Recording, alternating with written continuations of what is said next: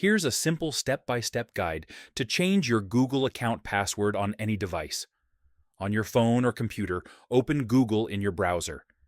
At the top right, tap your profile picture. From the menu, select Manage your Google account. This will take you to your main Google account dashboard. Now, swipe across the top menu and tap Security. If you're on a computer, you'll find the Security tab on the left side instead.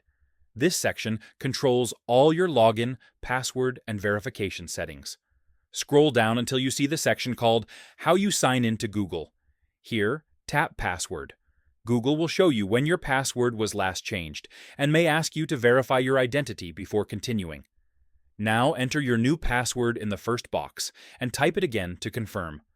Google requires at least 8 characters, but a strong password should include uppercase letters, numbers, symbols. Once both fields match, scroll down and tap Change Password. Google will update your password and may sign you out of some devices for security. Just sign back in with your new password if needed. Your Google account password is now successfully changed. And that's it. If this guide helped, feel free to like the video and subscribe for more quick tutorials.